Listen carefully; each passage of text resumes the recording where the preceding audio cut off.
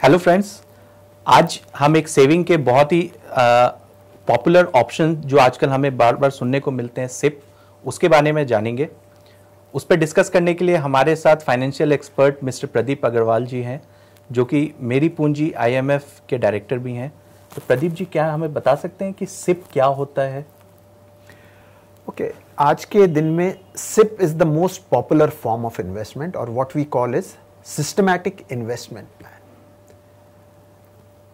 जब हम शुरू करते हैं सेविंग लाइफ में या हम जब इन्वेस्टमेंट शुरू करते हैं, all of us are salaried people, most of us do not have a corpus to start with, but we have a regular income coming in. So SIP क्या करता है, उसमें you invest a small amount of your saving or whatever you save, you invest it in any of the investment instruments through a systematic investment plan.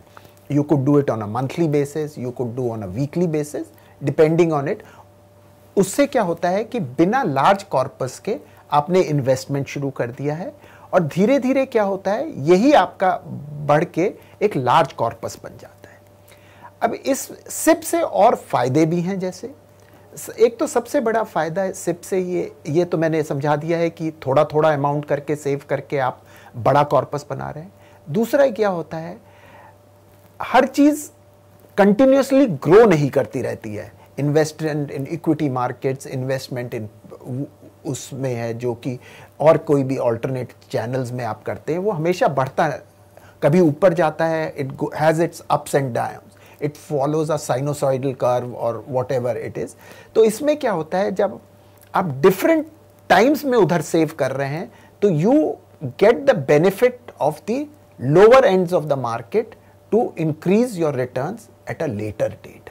तो ये एक बहुत बड़ा फायदा है सिप का, जो कि आपको मार्केट की वेगरीज को इवन आउट कर देता है स्लोली इन्वेस्ट करके।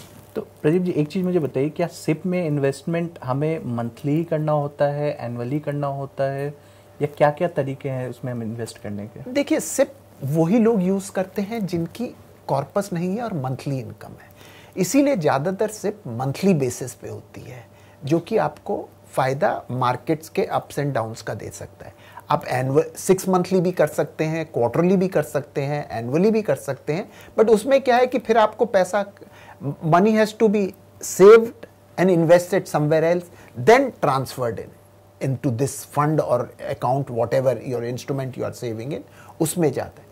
और सबसे बड़ा एडवांटेज सिप का मंथली और वीकली करने में ये है कि आपने एक बार इंस्ट्रक्शंस दे दिए हैं उसके, तो वो ऑटोमेटिकली आपके अकाउंट से डेबिट होता रहेगा, आपको हर बार नहीं करना पड़ता है।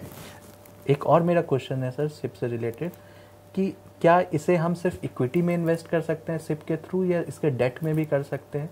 आप किसी भी इंस्ट्रूमेंट में कर सकते हैं इन्वेस्ट, जहां पे आपको लमसम रिक्वायरमेंट नहीं है। जैसे कि आप लीजिए, प्रॉपर्टी है, प्रॉपर्टी में लमसम रिक्वायरमेंट होती है, तो वहां पे आप सिप नहीं कर सकते। आप लोन लेके और प्रॉपर्टी एक बार खरीद ली और फिर आप लोन वापस करते हैं, that is a kind of a SIP method of investing in property. यहां पे आप गोल्ड खरीदें, आप 1 ग्राम गोल्ड खरीदिए, 2 ग्राम खरीद लीजिए, you can buy 10 grams as your pocket permits you, and over a period of time you can build up. You could do it in debt mutual funds, you can do it in equity mutual fund, you can do even now in direct stocks. You can say कि भाई I will spend or invest 10,000 rupees every month in equity. I will do it that way and you can buy them. It brings in SIP brings in discipline of investing in an individual's investment plan.